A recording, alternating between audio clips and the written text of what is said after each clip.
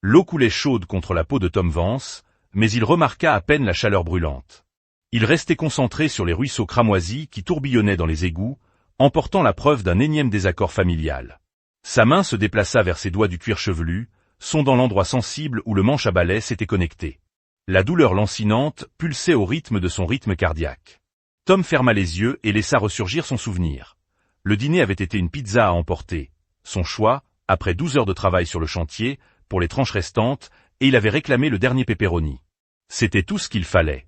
C'est à moi, avait dit Grady, la voix dégoulinante, avec le droit d'un adolescent qui n'avait jamais entendu le mot non. Tu en as déjà eu 3, avait répondu Tom sans lever les yeux. Puis vint le fracas de la chaise repoussée, suivi de pas. Tom avait senti le mouvement trop tard. Le manche à balai, conservé dans le coin de la cuisine, relia son crâne avec un craquement écœurant. Tom était resté assis, un soldat entraîné à ne pas réagir au premier coup. Du sang coulait sur sa tempe alors qu'il levait lentement les yeux vers son beau-fils de 15 ans.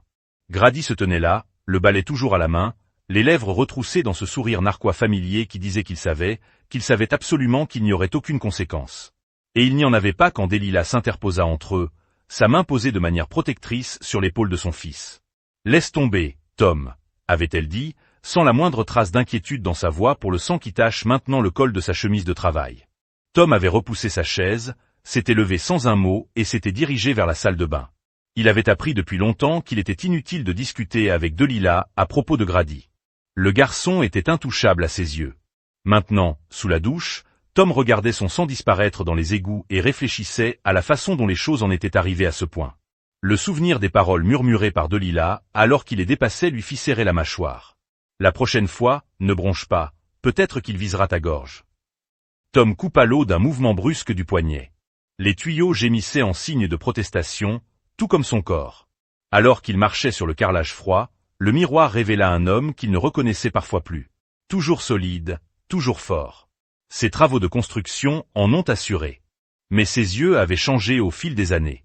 Ils étaient plus durs maintenant. Des murs construits derrière eux brique par brique. À chaque trahison, il traçait une nouvelle coupure sur son cuir chevelu, sachant déjà que ce ne serait pas la dernière. Mais quelque chose avait changé.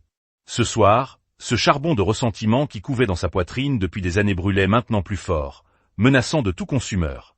Tom s'est séché et s'est habillé en silence. Un t-shirt propre, un jean usé et doux après des années d'utilisation. Il pouvait entendre Delilah et Grady dans le salon, la télévision à fond, des rires flottant dans le couloir comme si de rien n'était, comme si son sang ne séchait pas encore sur le sol de la cuisine. Mais il se dirigea vers la porte, puis s'arrêta un instant. Il envisageait de les rejoindre, de jouer le rôle du beau-père indulgent, du mari compréhensif. Mais le pardon n'avait jamais été sa voie. Son père le lui avait appris très tôt. Au lieu de cela, Tom se retourna et se dirigea vers son bureau à domicile, le seul espace de la maison qui lui appartenait encore. Il verrouilla la porte derrière lui, se scellant ainsi de la famille qui n'avait jamais vraiment été la sienne. Tom était assis à son bureau, la lueur de son écran d'ordinateur projetant des ombres dures sur son visage. Ses doigts flottaient sur le clavier, un email à moitié terminé adressé à un client oublié. Alors que son esprit remontait au fil des années, la voix de son père résonnait dans ses pensées, claire comme si un homme se tenait derrière lui. Le monde ne respecte que le pouvoir, mon fils, souviens-toi de ça. Montrez de la faiblesse une fois, et ils ne cesseront jamais de vous prendre. Curtis Vance avait été un homme formidable, avec des mains comme des masses et un caractère à la hauteur. Il avait travaillé avec la même équipe de construction pendant 30 ans, rentrant chaque soir à la maison avec de la poussière de béton dans les cheveux et des callosités fraîches sur les paumes. Tom avait appris très tôt à rester à l'écart après une mauvaise journée. Et pour Curtis Vance, la plupart des jours étaient mauvais. Ne jamais s'excuser, disait son père, un verre de bourbon à la main. Ne pardonne jamais. Les hommes qui pardonnent sont des hommes qui oublient qu'ils ont été lésés. Tom avait absorbé ces leçons comme les fondations qu'il avait désormais bâties, solides, inflexibles, permanentes. Il l'avait bien servi dans les affaires, moins dans les relations, jusqu'à ce que Delilah la rencontre dans un bar il y a 5 ans. Elle avait été toute chaleureuse, mince, tout en paroles mielleuses et en caresses douces. Son sourire avait atteint ses yeux à cette époque, illuminant tout son visage lorsqu'elle le regardait. Tom, malgré tous ses murs, était resté sans défense face à ce sourire. « Tu n'es pas obligé d'être aussi sérieux tout le temps. » Elle lui a dit lors de leur 3e rendez-vous, « La vie n'est pas une bataille, Tom. » Pendant un moment, il l'a cru. Il avait baissé sa garde, brique par brique, jusqu'à ce qu'elle puisse voir l'homme en dessous. Elle avait dit qu'elle aimait cet homme, qu'elle voulait construire quelque chose avec lui. Point, il avait proposé. 6 mois plus tard. Le mariage était petit. Ni l'un ni l'autre n'avaient beaucoup de famille à parler. Delila a eu un fils de 10 ans issu d'un précédent mariage qui s'est mal terminé. Le garçon était alors resté silencieux, regardant Tom avec des yeux lasses. Il a juste besoin de temps. Dalila lui avait assuré. Il va se réchauffer avec toi. Mais Grady ne s'est jamais réchauffé. Au contraire, à mesure que les années passaient, il semblait devenir plus froid, plus calculateur. Le garçon calme est devenu un adolescent maussade avec une touche de cruauté que Tom ne reconnaissait que trop bien. Cela lui rappelait son père lors de ses pires jours. Et Dalila a changé aussi. La chaleur disparut de ses yeux, remplacée par quelque chose de calculateur. Le miel dans sa voix s'est transformé en vinaigre. Elle devient la protectrice de son fils, sa complice. Ensemble, ils formèrent une alliance contre laquelle Tom se retrouvait toujours en infériorité numérique. Mais le téléphone de Tom vibra sur le bureau, le tirant de ses pensées. Il jeta un coup d'œil à l'écran, 3 appels manqués de Dalila. Un message texte brillait sous les notifications, rentrez à la maison maintenant, au point d'urgence. Il consulta es a Montre. 21 Uhr und 47 Minuten. Il était assis dans son bureau depuis plus de 2 heures, perdu dans ses pensées. Il ne les avait même pas entendus partir. Tom Franka les Sourcils. Delila ne l'a jamais appelé en cas d'urgence, elle s'est occupée elle-même. Un autre point de fierté pour elle. Quelque chose ne va pas. Son ventre se tordit avec un sentiment familier d'inquiétude. Il avait passé des années à apprendre à faire confiance à ce sentiment, et cela l'avait rarement égaré. Quelque chose n'allait pas. Le téléphone vibra à nouveau dans sa main, Delila appelant pour la 4e fois. Tom regarda l'écran, son pouce survolant le bouton de réponse. Une partie de lui voulait l'ignorer, laisser la crise à laquelle elle était confrontée se dérouler sans lui, mais une autre partie, celle qui n'avait jamais complètement abandonné la femme qu'il pensait avoir épousée, força son pouce à baisser. Tom, tu es là? La voix de Delila crépitait dans le haut-parleur, aiguë et frénétique d'une manière qu'il n'avait jamais entendue auparavant. Je suis là, dit-il en gardant une voix neutre. Que se passe-t-il, Tom? Oh mon Dieu, s'il te plaît, rentre à la maison. Quelque chose ne va pas avec Grady. Il ne respire pas. Les mots le frappèrent comme un poids physique et pendant un instant, Tom sentit une pensée sombre faire surface. Peut-être que le problème s'est résolu de lui-même. Il repoussa cette pensée, honteux, malgré tout. Que s'est-il passé? Et il a demandé, cherchant déjà ses clés. Je ne sais pas. Sa voix se brisa dans un sanglot. Nous regardions juste la télévision et il a dit qu'il se sentait malade. Puis il s'est effondré. J'ai appelé une ambulance.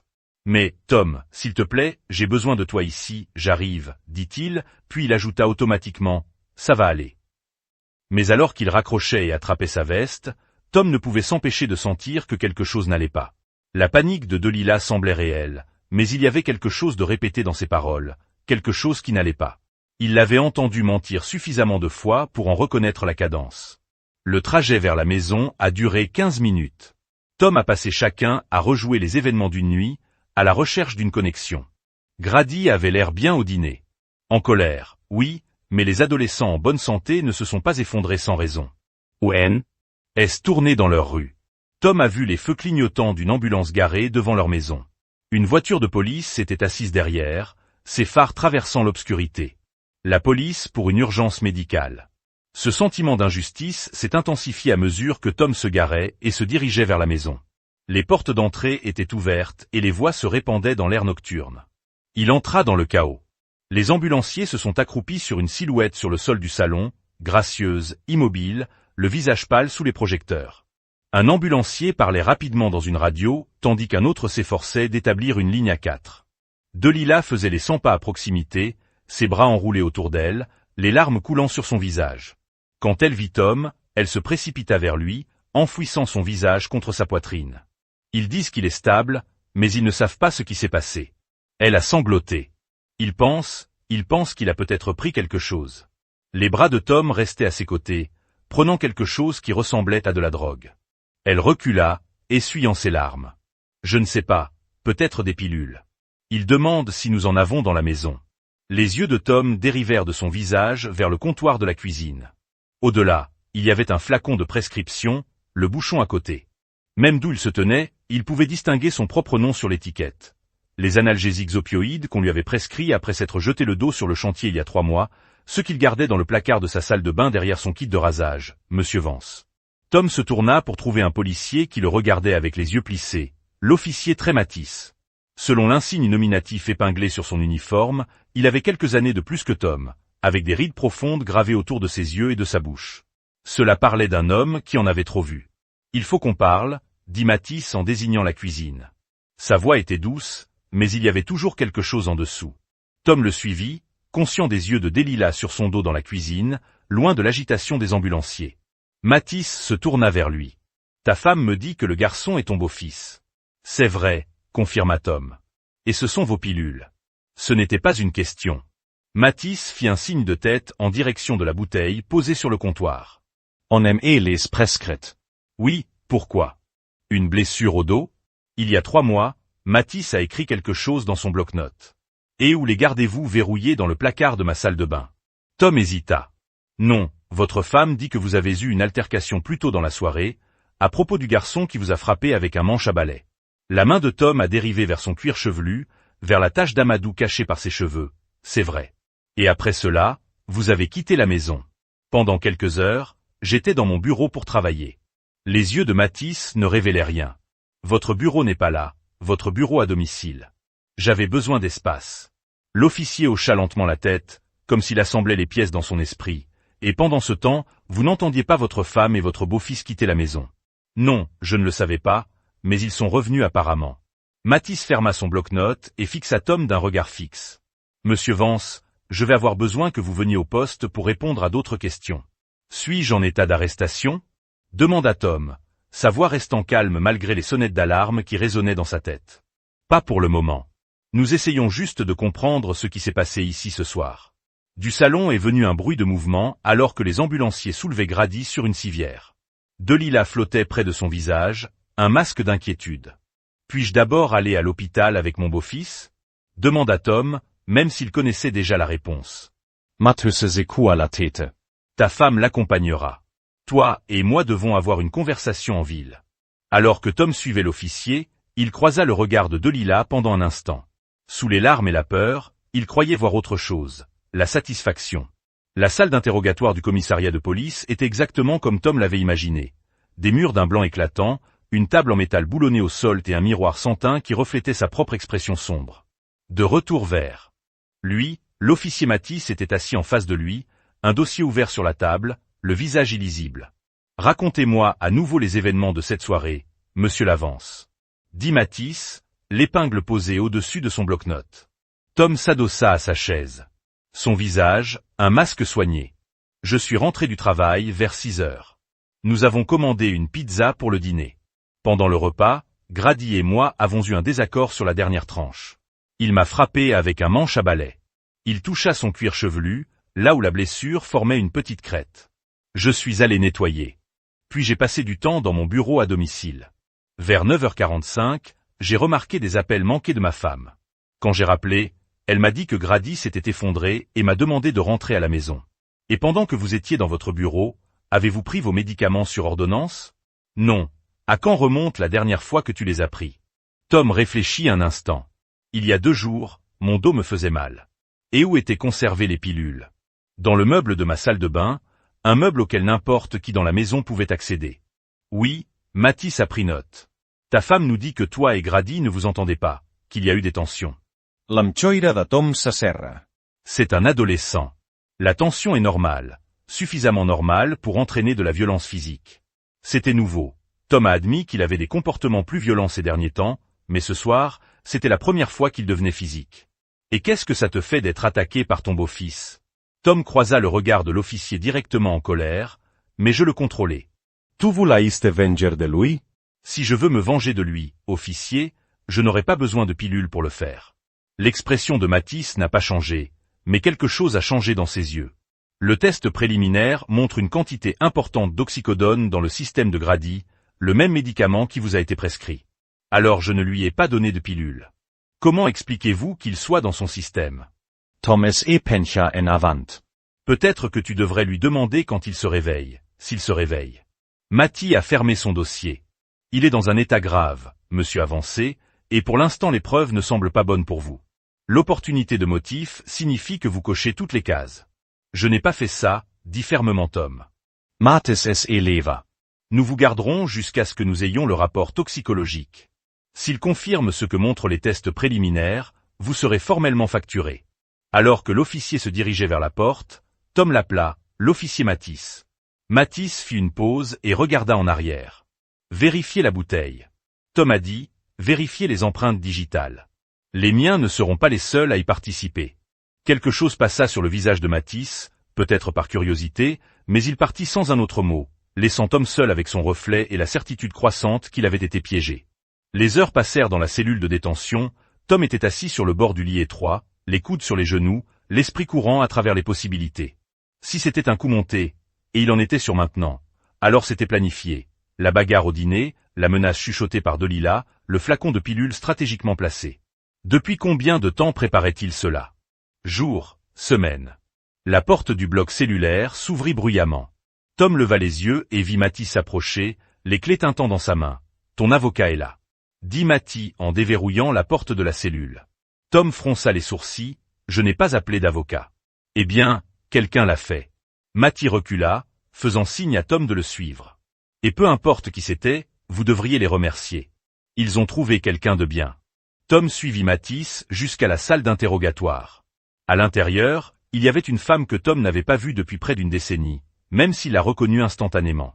Sienna Lark se tenait près de la table, vêtue d'un costume bleu marine sur mesure, ses cheveux noirs tirés en arrière en un nœud sévère. Elle avait bien vieilli, les années ajoutant à ses traits une netteté qui lui convenait. « Bonjour, Tom. » dit-elle, sa voix froide et professionnelle. Seule la légère courbe de ses lèvres suggérait une quelconque familiarité entre eux. « Ça fait un moment, Sienna. » La voix de Tom ne contenait aucune de la surprise qu'il ressentait. « C'est inattendu. Je suis sûr que oui. » Elle fit signe vers la chaise. « Asseyez-vous, nous avons beaucoup de choses à discuter. » Lagend Matthüsse Satada preste la porte. Vous avez 20 minutes. Mon client ne passera pas la nuit, officier, à moins que vous ne l'inculpiez officiellement, ce que je soupçonne que vous n'êtes pas encore prêt à faire. Je découvre que tu es interrogé pour tentative de meurtre. Tu n'as pas changé du tout, n'est-ce pas, Tom? Ce n'était pas une tentative de meurtre, ce n'était pas une femme qu'il avait presque épousée avant que ses propres démons ne le chassent. Et malgré comment les choses s'étaient terminées, entre eux il y avait toujours eu une confiance. Je suis en train d'être piégé, dit-il finalement. Ma femme et mon beau-fils ont tout organisé. Sienna n'avait pas l'air surprise. Recommencer depuis le début. Tom lui a tout expliqué, la détérioration de la relation avec le comportement croissant de Delilah Grady, les événements de la soirée. Sienna écoutait sans interruption, son stylo se déplaçant régulièrement sur son bloc-notes. Donc vous croyez qu'ils ont planté vos pilules pour vous piéger, dit-elle quand il eut fini. C'est une accusation sérieuse, Tom. C'est la vérité. La vérité est subjective. Dans une salle d'audience, ce qui compte, ce sont les preuves. Elle tapota son stylo contre le bloc-notes.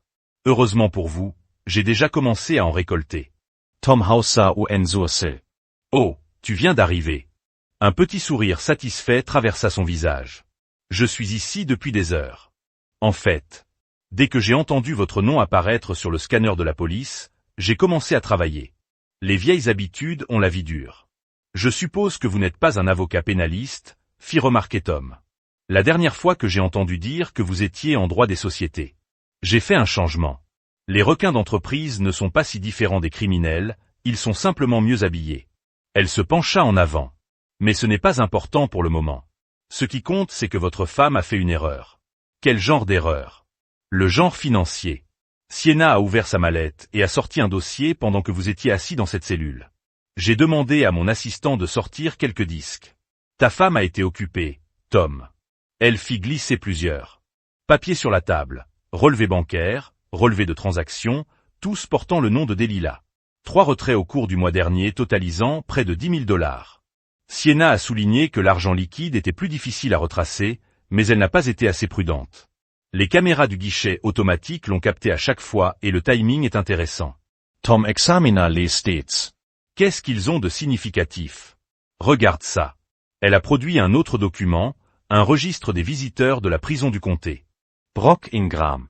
Ça vous dit quelque chose? Tom secoua la tête.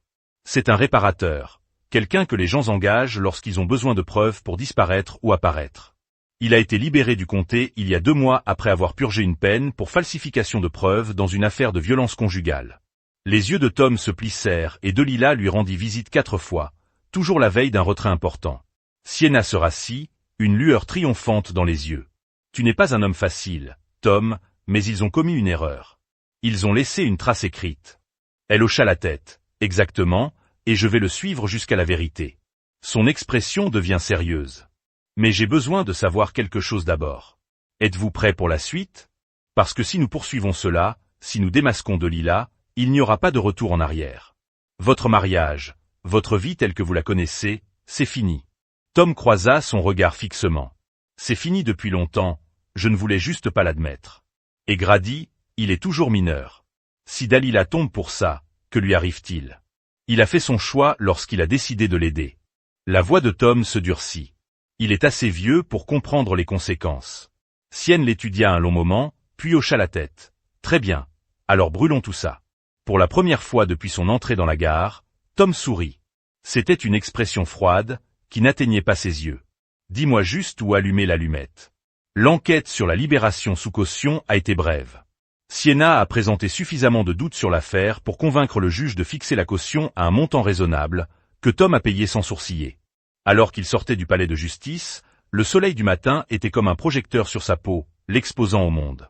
« N'ayez pas l'air si sombre », dit Sienna alors qu'elle descendait les marches. « TUSUN libre pour l'instant. » Tom lui jeta un coup d'œil. « Pourquoi m'aides TU, Sienna ?» Après la façon dont les choses se sont terminées entre nous, je ne pensais pas te revoir un jour, et encore moins es-tu venu à mon secours. Elle gardait les yeux tournés vers l'avant, son rythme régulier. Disons juste que je t'en dois un pourquoi. Vous savez quoi? Sa voix baissa, devenant presque inaudible dans le bruit de fond de la ville. Richmond, 2014. Tom a ressenti un frisson qui n'avait rien à voir avec l'air du matin. Richmond.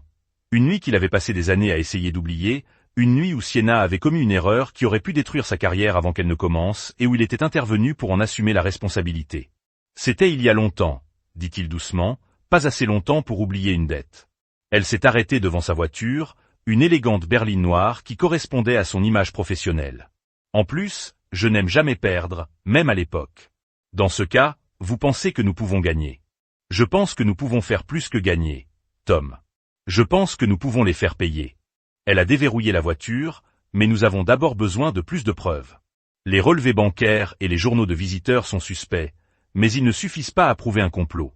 Quelle est notre prochaine action? Nous trouvons Brock Ingram. Tom secoua la tête. La police surveillera. Si je m'approche de ce type, ils le feront. Utilisez-le contre moi. Sienna a souri et il y avait quelque chose de dangereux là-dedans qui a rappelé à Tom qu'il était tombé amoureux d'elle en premier lieu. Qui a dit quelque chose à propos de votre départ? J'ai fouillé dans son sac à main et j'ai sorti une clé en attendant. Tu as besoin d'un endroit pour rester, c'est à toi aussi longtemps que tu en as besoin. C'est juste un endroit pour dormir. Tom, son expression s'est légèrement adoucie. À moins que vous préférez retourner dans la maison où votre femme vient d'essayer de vous accuser de meurtre. En d'autres termes, le choix était simple. Tom a pris la clé.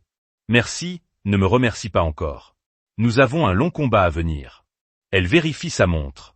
J'ai une réunion que je ne peux pas manquer, mais je te retrouverai à l'appartement ce soir. Nous reviendrons sur notre stratégie. Alors qu'elle s'éloignait, Tom se tenait sur le trottoir, sentant étrangement une dérive. Sa vie a été bouleversée en moins de 24 heures. Son mariage était terminé, son beau-fils était à l'hôpital et il faisait face à d'éventuelles accusations criminelles. Et pourtant, sous le chaos, il y avait un sentiment de clarté qu'il n'avait pas ressenti depuis des années. Et plus besoin de faire semblant, plus besoin de marcher sur des œufs dans sa propre maison, plus besoin de fermer les yeux sur les manipulations de Delilah ou sur la cruauté de Grady. Il était temps que la vérité éclate, sur tout cela. Tom héla un taxi et donna au chauffeur l'adresse de l'appartement de Sienna. Alors que la ville glissait devant les fenêtres, il s'autorisa à penser à ce qui allait suivre, non seulement à laver son nom, mais à ce qui se trouvait au-delà de cette vengeance. Les mots s'installèrent dans son esprit, froids et réconfortants dans leur simplicité. La voix de son père résonnait dans sa mémoire. « Ne te fâche pas, mon fils, vengeance. » Et puis certain. Pour une fois, Tom était enclin à suivre à la lettre le conseil de son père selon lequel l'appartement de Sienna se trouvait dans un immeuble haut de gamme du centre-ville, tout en verre et en acier et avec une sécurité soigneusement entretenue. Le portier a vérifié la carte d'identité de Tom par rapport à une liste avant de lui permettre de monter au 18e étage. Le condo lui-même était exactement ce qu'il aurait attendu de Sienna. Élégant, minimal, sans rien de déplacé. La suite des invités se trouvait au fond du couloir, séparée du salon principal par un petit salon. Tom se doucha, chassant l'air vicié de la cellule de détention, puis enfila les vêtements que Sienna s'était arrangés d'une manière ou d'une autre pour lui faire livrer. Il s'accordait parfaitement, ce qui ne l'a pas surpris. Sienne avait toujours été minutieuse, qu'il s'était simplement installé sur le canapé avec un verre de whisky lorsque son téléphone sonnait, un numéro inconnu. Mais Tom avait une bonne idée de qui il s'agissait. Bonjour, Delilah. Tom. La voix de sa femme était tendue. Dieu. Merci, j'ai essayé de te joindre toute la nuit. Ils ne m'ont pas laissé te voir à la gare. C'est drôle comme ça marche quand on essaie de piéger quelqu'un pour tentative de meurtre. Une pause. De quoi tu parles? Tom Grady est à l'hôpital. Il a failli mourir. Épargne-moi cet acte, Delilah. Je sais ce que tu as fait, ce que j'ai fait, Tom. Vous n'avez aucun sens. Notre fils l'est. Ce n'est pas mon fils. Tom coupa durement sa voix. Et tu n'es pas la femme que j'ai épousée, ou peut-être que tu le es, et je ne l'ai juste pas vu clairement jusqu'à maintenant. Tom, s'il te plaît, viens à l'hôpital. Nous pourrions en parler. Grady va s'en sortir, mais il te demande. Tom eut un rire court et amer. Maintenant je sais que tu mens. Grady ne m'a pas demandé une fois en 5 ans. Il a changé. Cette expérience lui a fait peur. S'il te plaît, Tom, si ce n'est pas pour lui, alors pour moi, pour toi. La prise de Tom se resserra sur le téléphone. Dis-moi quelque chose, Delilah. Combien as-tu payé Brock Ingram pour m'aider à m'installer? Le silence à l'autre bout du fil était une réponse suffisante. C'est ce que je pensais. Dit doucement Tom. Au revoir, Delilah, Tom, attends. Il a mis fin à l'appel et bloqué le numéro. Puis il se rassit en sirotant son whisky et attendit le retour de Sienna. Elle est arrivée juste après 7 heures, l'air fatigué mais triomphante. Elle laissa tomber sa mallette sur la table basse et se laissa tomber dans le fauteuil en face de Tom. Je l'ai trouvé. Elle a annoncé sans préambule, Brock Ingram. Il séjourne dans un motel à la périphérie de la ville et paie en espèces en faisant profil bas. Tu lui as mieux parlé? Je l'ai fait suivre. Mon enquêteur a obtenu des photos intéressantes. Elle sortit son téléphone, faisant défiler les images avant de le passer à Tom. Regardez qui est venu nous rendre visite cet après-midi. La photo montrait Delilah, le visage en partie caché par de grandes lunettes de soleil, entrant dans une chambre de motel. L'horodatage indiquait qu'elle avait été prise seulement 2 heures plus tôt. Elle panique.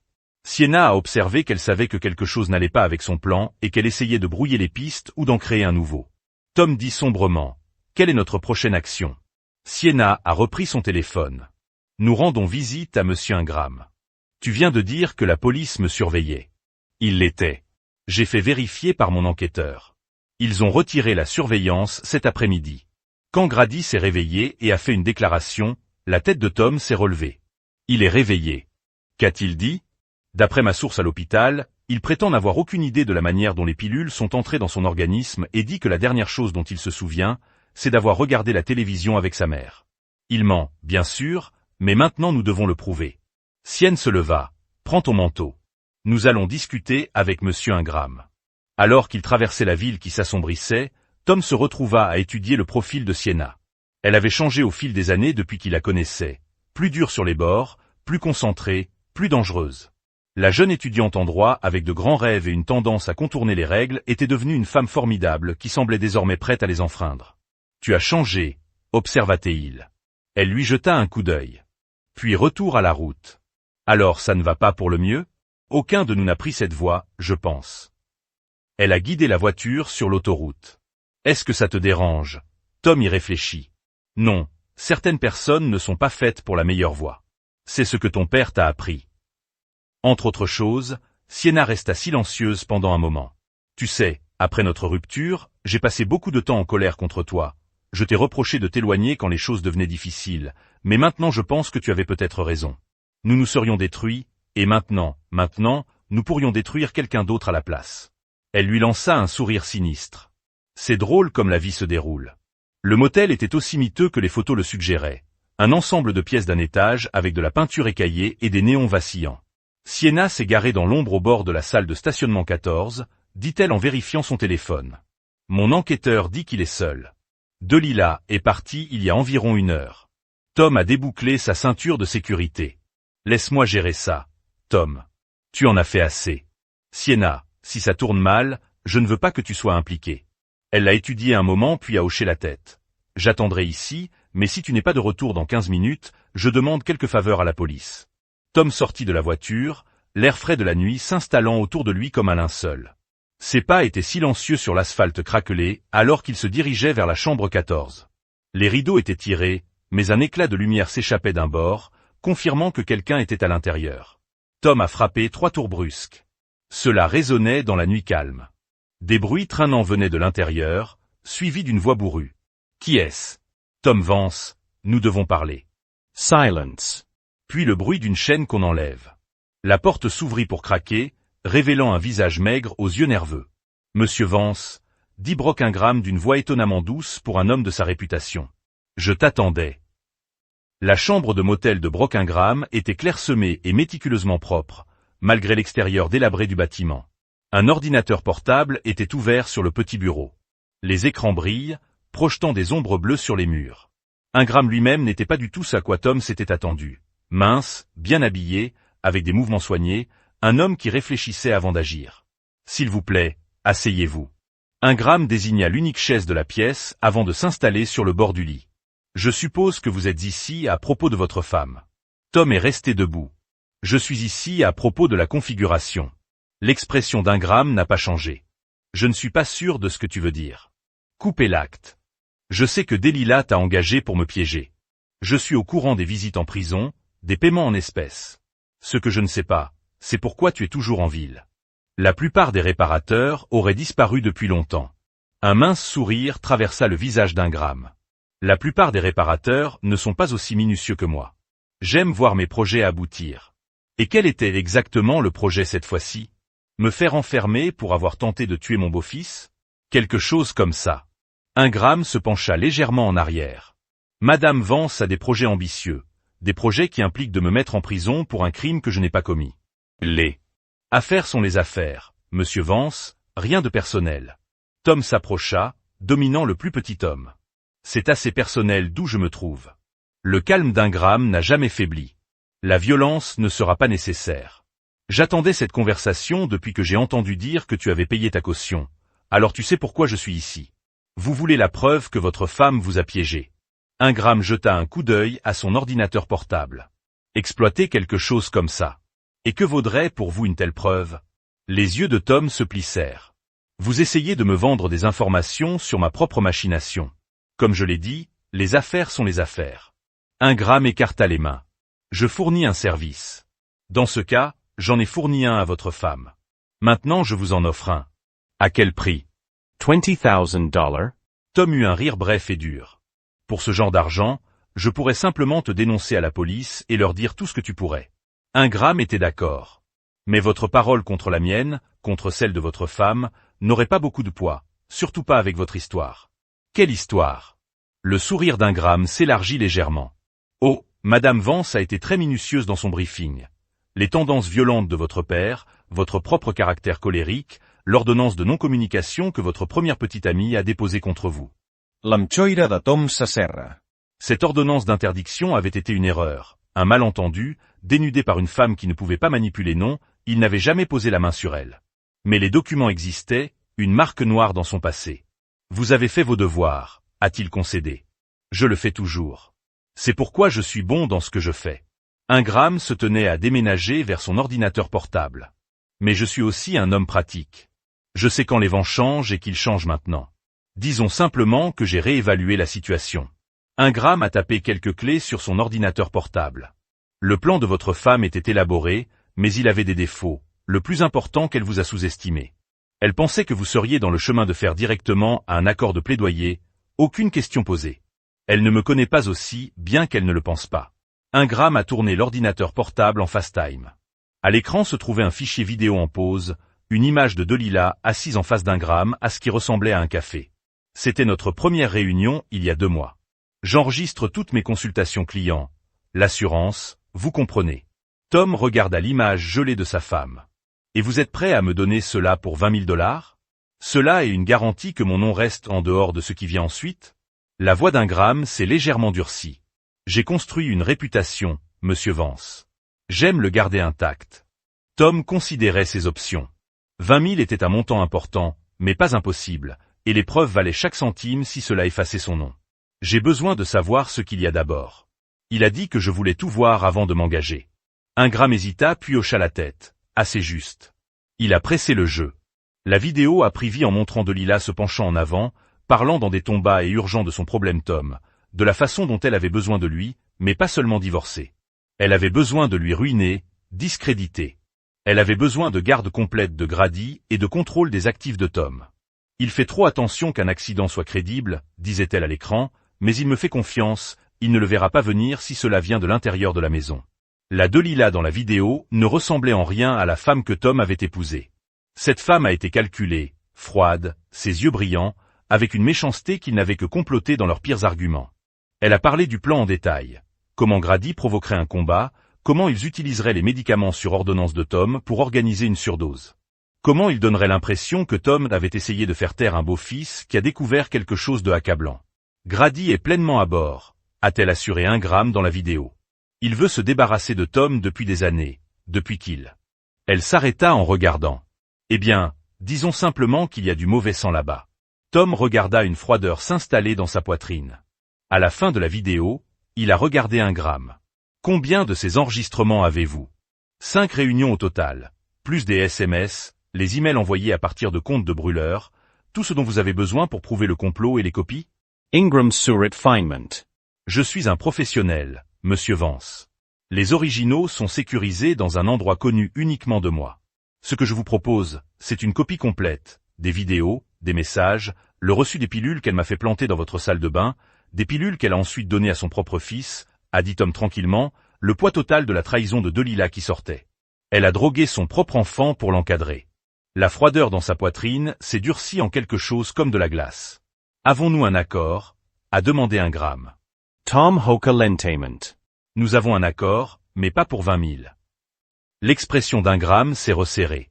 Le prix n'est pas négociable. Je ne négocie pas, a clarifié Tom. J'offre 30 000. La surprise clignote sur le visage d'Ingram. Pourquoi feriez-vous ça? Le 10 supplémentaire est pour autre chose. Tom s'est approché. Je veux l'emplacement des dossiers d'origine, votre police d'assurance, et je veux votre parole que vous ne travaillerez plus jamais dans la ville. Ingram l'a étudié pendant un long moment. C'est une demande dangereuse, monsieur Vance. C'est un jeu dangereux, mais nous savons tous les deux que vous ne prévoyez pas de rester ici de toute façon, pas après que ce travail soit passé de côté. Un sourire lent se propage sur le visage d'Ingram. Vous êtes plus net que votre femme ne vous en a accordé. Cela semble être une erreur courante. Tom tendit sa main. Avons-nous un accord? Ingram l'a pris. Sa prise de pointe malgré sa construction élancée, nous le faisons. Le lecteur flash dans le tiroir du bureau a tout ce dont vous avez besoin. Les originaux sont dans une unité de stockage au stockage de la ville sur Maple Street, l'unité 214, et la clé sous la base de lampe. Ingram hocha la tête vers la table de chevet. Je prévoyais de le récupérer demain. Tom s'est déplacé vers la lampe, trouvant la clé exactement où Ingram avait indiqué. Et maintenant je pense qu'il est temps pour moi de prendre des vacances prolongées. Ingram a fermé son ordinateur portable dans un endroit chaud, je pense, à Miami, peut-être. Encore une chose, a déclaré Tom, empochant la clé, pourquoi m'as-tu laissé entrer ce soir? Vous auriez pu refuser de me voir ou d'appeler la police. Ingram a considéré la question. Disons simplement que je reconnais un homme sans rien perdre quand j'en vois un. Ce sont les plus dangereux. Il a ramassé son ordinateur portable, en le glissant dans un étui élégant, et je préfère ne pas être du mauvais côté de l'homme dangereux. Tom a récupéré la clé USB du tiroir du bureau, sentant son poids dans sa paume, les preuves qui effaceraient son nom et exposaient l'intrigue de Delilah. Il semblait trop petit pour porter autant de puissance pour ce qu'il vaut. Ingram a dit alors que Tom se déplaçait à la porte. Votre femme ne prévoyait pas toujours cela. Quelque chose a changé il y a environ 6 mois.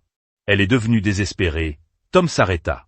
Désespérée comment elle n'a pas partagé les détails, mais elle a mentionné les délais, la pression financière. Ingram haussa les épaules. Je pensais juste que tu devrais savoir.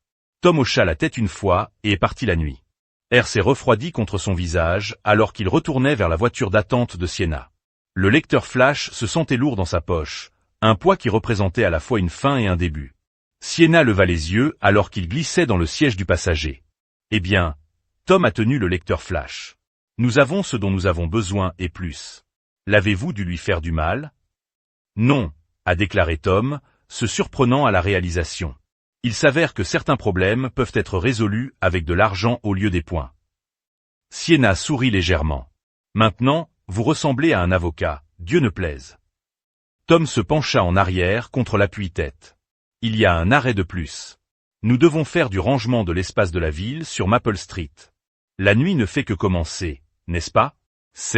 Tom a regardé la lumière de la ville sombre, tout comme le récupération. Tom du matin, le miroir de la salle de bain s'adaptant à la cravate, il a passé la nuit. Clean, rasé, bien habillé, clair et déterminé. À la fois le lecteur flash d'Ingram et l'unité de stockage. Une fois qu'elle le verra, je pense qu'elle sera encline à abandonner les charges et à appuyer sur de nouvelles contre Delilah. C'est le plan. Sienna hésita. Vous savez qu'elle sera là aujourd'hui, dans la salle d'audience. Tom hoch à la tête. Je compte dessus. Le palais de justice était déjà animé à leur arrivée, les avocats et les clients se déplaçant dans les salles de marbre avec des progrès utiles. Sienna a ouvert la voie à une petite salle de conférence où le procureur de district Marian Walsh attendait. Son expression gardée. Mademoiselle Lark. Elle a salué Sienna, puis a tourné son attention vers Tom. Monsieur Vance, je comprends que vous avez de nouvelles preuves. Vous souhaitez présenter des preuves qui effaceront mon client et impliqueront les vrais auteurs. Sienna a confirmé, plaçant le dossier sur la table. Tout est documenté et vérifié. Walsh ouvrit le dossier, ses sourcils se levant en passant par son contenu. Elle a passé plusieurs minutes à lire en silence, jetant parfois un coup d'œil à Tom avec une nouvelle évaluation dans ses yeux. Ce sont de sérieuses allégations, a-t-elle déclaré enfin, des preuves de complot, une falsification, de faux témoignages et une tentative de meurtre. Tom a ajouté, n'oublions pas que ma femme a drogué son propre fils pour m'encadrer. Walsh franca les sourcils. Les preuves suggèrent que le garçon était un participant volontaire. Il a 15 ans. Sienna a zuligne. Légalement, il ne peut pas consentir à être drogué, indépendamment de son implication dans le plan. Walsh a fermé un dossier. Je devrais revoir cela avec mon équipe, mais si tout vérifie, nous allons déménager pour rejeter les accusations contre vous, Monsieur Vance et Delilah. Tom a demandé ce qui lui arrivait. Si ces preuves sont vérifiées, elle sera confrontée à plusieurs accusations de crime, tout comme cet homme. Ingram Walsh se tenait. Je vous verrai tous les deux en cour en 1 heure. En partant, Sienna se tourna vers Tom. Cela s'est bien passé, ça l'a fait, Tom a accepté, mais ce n'est pas encore fini. La salle d'audience était presque pleine lorsqu'ils sont entrés dans les spectateurs tirés par la nature salace de l'affaire, un homme accusé d'avoir drogué son beau-fils adolescent. Tom a repéré Delilah assis immédiatement au premier rang derrière la table de l'accusation. Elle portait du noir, jouant le rôle de la mère en deuil à la perfection. À côté d'elle était assise un Grady pâle et mince, l'air beaucoup plus jeune que ses 15 ans dans un costume qui semblait trop grand pour son cadre. Les yeux de Delilah s'écarquillèrent quand elle a vu Tom entrer avec Sienna. Elle se pencha pour chuchoter quelque chose à Grady, dont le regard se dirigea vers Tom puis loin, un éclair de peur traversant son visage. Elle sait que quelque chose ne va pas, murmura Sienna alors qu'ils prenaient leur place. Elle s'attendait à ce que vous soyez amené de la tenue, de ne pas marcher de la rue. Bon, a déclaré Tom. Je veux qu'elle soit déséquilibrée. La procédure a commencé avec le juge Harriet Chin entrant dans la salle d'audience. Après les formalités, Da Walsh s'est approché du banc demandant une barre latérale. Le juge a écouté son expression, ne donnant rien, puis a hoché la tête. À la lumière des nouvelles preuves portées à l'attention de la cour, l'État déménage pour rejeter toutes les accusations contre Thomas Vance. Le juge Chin a annoncé, provoquant un émoi dans la salle d'audience. En outre, le tribunal émettra des mandats d'arrêt contre Delilah Vance et Brock Ingram pour complot, la falsification des preuves et le dépôt de faux rapports. Delilah a tiré sur ses pieds quoi. C'est scandaleux. Il a essayé de tuer mon fils. Madame Vance, veuillez être assis. Le juge a ordonné, les officiers, veuillez prendre Madame Vance en garde à vue. 2 officiers du tribunal se sont dirigés vers Delilah, qui a reculé les yeux sauvages. Non, c'est une erreur, Tom. Dites-leur. Dites-leur que vous avez fait cela. Tom se tenait lentement en sentant chaque œil dans la salle d'audience sur lui. C'est au-dessus de Delilah. Ils savent tout. De quoi parles-tu? Sa voix se leva, saignant à travers une façade soigneusement construite. Grady, dis-leur. Dites-leur ce qu'il vous a fait. Grady est resté assis, ses yeux fixés sur le sol, refusant de rencontrer le regard de quiconque. Tom a fait un pas en avant. Ils connaissent les réunions avec Ingram, les paiements, le plan pour droguer votre propre fils juste pour m'encadrer. Tout est enregistré. Un journaliste à l'arrière de la salle d'audience se leva en tenant un petit enregistreur. Madame Advance, est-ce vrai que vous avez conspiré pour encadrer votre mari? Plus de voix se sont jointes à des questions, volant de tous les coins de la pièce alors que l'histoire prenait une tournure inattendue. Le visage de Delilah se déformait avec rage et peur alors que les policiers l'atteignaient. Prenant ses bras. Ce n'est pas vrai, cria-t-elle en la conduisant. C'est lui qui devrait être arrêté. Tom, tu ne peux pas me faire ça. Tom n'a rien dit, le regardant passivement alors que sa femme était escortée de la salle d'audience, ses cris se décollant dans le couloir. Ce n'est qu'alors qu'il a tourné son attention vers Grady, qui s'est assis gelé, abandonné par sa mère et fait maintenant face à l'homme qui l'avait aidé à encadrer. Monsieur Vance, la voix du juge Chin a traversé le chaos. Vous êtes libre d'y aller. Le tribunal s'excuse pour cette erreur judiciaire. Tom hocha la tête, puis se tourna vers Sienna. Il y a encore une chose que je dois faire. Elle a suivi son regard vers Grady. Êtes-vous sûr que c'est sage? Non, a admis Tom. Mais c'est nécessaire. Il traversa la salle d'audience qui vide maintenant où Grady était assis seul. Les épaules se courbèrent, comme s'il essayait de disparaître. Le garçon ne leva pas les yeux à l'approche de Tom, mais ses mains tremblaient là où il saisissait le bord du banc. Grady. Lentement, le garçon leva la tête. Son visage était un masque de défi, mais ses yeux trahissaient sa peur. Que voulez-vous ce que, demanda Tom simplement. Pourquoi l'aider à faire ça? La machoire de Grady se reserra. C'est ma mère. Elle a dit que vous alliez nous laisser avec rien, que vous avez bougé de l'argent pour vous préparer à courir. Tom fronça les sourcils. Ce n'est pas vrai. Ouais, eh bien, je sais que maintenant, la voix de Grady était amère. Tout comme je le sais maintenant. Elle vole votre compte depuis des mois, prenant de l'argent pour son petit ami. Il a ri un son creux. Je suppose qu'elle nous a joué tous les deux petits amis. Un gars nommé Ray le voit depuis 1 an au moins. Les pièces sont tombées dans un endroit dans l'esprit de Tom. Les absences inexpliquées, les mystérieux appels téléphoniques, les changements soudains du comportement de Delilah et, plus récemment, la pression financière qu'Ingram avait mentionnée. Qu'est-ce qui m'arrive maintenant? Demanda Grady, sa voix plus petite. Je n'ai nulle part où aller.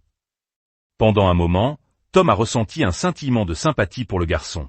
Malgré tout, Grady n'était encore qu'un enfant qui avait été manipulé par sa propre mère, transformé en arme contre un homme qui n'avait jamais essayé d'être un père pour lui. Mais alors Tom se souvenait de la douleur du balai craquéant contre son crâne, du sourire narquois sur le visage de Grady, des années de manque de respect et d'hostilité. Le charbon du ressentiment qui s'était coupé dans sa poitrine pendant si longtemps s'évasait une fois de plus. Ce n'est plus mon problème, dit Tom, son niveau de voix. Vous serez attribué à un tuteur par le tribunal, ou peut-être que votre père interviendra. Il ne le fera pas, a dit Grady avec certitude. Il ne m'a pas appelé depuis 3 ans. Puis je suppose que vous êtes seul. Tom se pencha assez près que seul Grady puisse entendre ses prochains mots. Vous ne méritez pas une seconde chance. Dit à lui, ment en regardant le coucher de soleil peindre la ville skyline dans les nuances d'orange et d'or. Le buzzer de la porte sonnait. Tom a vérifié sa montre, juste à l'heure qu'il a bourdonné son visiteur, ouvrant la porte pour trouver Sienna, une bouteille de vin dans une main et un dossier dans l'autre. Cadeau de pendaison de crémaillère, a-t-elle dit, en tenant la bouteille. Et de bonnes nouvelles. Tom a pris le vin, la faisant signe à l'intérieur. Je pourrais utiliser une partie de cela. Sienna s'est rendue à l'aise sur son canapé, plaçant le dossier sur la table basse. La date du procès de Delilah est fixée pour le mois prochain. Le procureur est convaincu qu'ils obtiendront une condamnation pour tous les chefs d'accusation. Le témoignage d'Ingram scellé. Il s'avère qu'il avait des enregistrements de conversation que nous ne connaissions même pas dans Grady en famille d'accueil. Pour l'instant, il a accepté de témoigner contre sa mère en échange d'une immunité. Elle a étudié le visage de Tom. Est-ce que cela vous dérange? Tom considérait la question en versant 2 verres de vin. Non, il a fait son choix. Maintenant, il doit vivre avec. Il fait froid, Tom, c'est honnête. Il lui tendit un verre. Qu'y a-t-il dans un dossier? L'expression de Sienna est passée à une satisfaction professionnelle. Le règlement du divorce. C'est fait. Le juge a accordé tout ce que nous avons demandé. Division complète des actifs, pas de pension alimentaire, dissolution immédiate. Compte tenu des circonstances, ce fut le divorce le plus rapide que j'ai jamais géré. Tom a ramassé le dossier, feuilletant les papiers à l'intérieur. Son mariage réduit à la terminologie et aux signatures juridiques, 5 ans se terminaient par le coup d'un stylo. Merci, a-t-il dit, en fermant le dossier pour tout. Sienna sirota son vin. Considérez-nous, même maintenant, la dette de Richmond est payée. Est-ce pour cela que vous êtes ici? Pour fermer les livres? Elle a rencontré son regard régulièrement, en partie, mais aussi parce que je voulais voir comment tu vas, vraiment. Tom a déménagé sur les portes du balcon, en regardant la ville ci-dessous. Je vais bien. Tu es? Vous avez perdu votre famille, votre maison. J'ai perdu des gens qui complotaient contre moi de l'intérieur de ma propre maison. Tom l'a corrigé. J'ai perdu un mariage qui a été construit sur des mensonges. Je n'ai rien perdu à garder. Sienna l'a rejoint à la fenêtre et vous ne ressentez rien. Pas de regret, pas de douleur, je me sens. Tom s'arrêta, à la recherche des bons mots, gratuitement pour la première fois depuis des années, je n'ai pas à regarder mon dos chez moi. Je n'ai pas à me demander quel schéma de complot de Delilah ou quelle rancune des soins infirmiers de Grady. Et cela vous suffit pour le moment. Il se tourna pour lui faire face. Et toi? Pourquoi m'as-tu vraiment aidé, Sienna? Et ne dis pas que c'était juste à propos de Richmond. Un sourire jouait au coin de sa bouche. J'étais peut-être curieux. Le Tom Vance que je connaissais il y a 10 ans aurait géré cela très différemment. Plus de points, moins de stratégie. Les gens changent, n'est-ce pas? Ou s'améliorent-ils simplement pour cacher qu'ils sont vraiment? Elle posa son verre à vin. Je devrais y aller. J'ai une comparution en début de cours demain. Tom la franchit à la porte. Vais-je vous revoir? Elle s'arrêta sur le seuil. Voulez-vous? C'était une question chargée, lourde de leur histoire commune et de toute la douleur qui l'avait accompagnée. Il y a 10 ans, il s'était éloigné d'elle parce qu'il avait peur de l'intensité de ce qu'il ressentait, peur de la vulnérabilité qu'il a créée. Maintenant, debout à un autre carrefour, Tom s'est retrouvé face à la même peur, mais il était différent maintenant, plus difficile à certains égards, oui, mais aussi plus certain de ce qu'il voulait. Oui, il a dit simplement que je le fais. Sienna l'a étudié pendant un long moment puis a hoché la tête. Alors vous le ferez. Bonne nuit, Tom. Après son départ, Tom est retourné sur le balcon en regardant la dernière lumière s'évanouir du ciel et les lumières de la ville ont pris le relais, créant leur propre constellation ci-dessous. Il a pensé aux 6 dernières semaines, aux mises en accusation, aux dépôts, aux documents sans fin de démantèlement d'une vie partagée avec quelqu'un qui avait comploté sa destruction. Il pensa à Delilah, assise dans une cellule en attente de procès, sa vie soigneusement construite en ruine. Il a pensé à Grady, enfoncé dans le système, confronté à un avenir sans aucun des adultes qui avaient été accusés de ses soins. Il a pensé à tous les moments où il aurait pu voir la vérité s'il n'avait pas été aussi déterminé à faire fonctionner son mariage. En a-t-il regretté?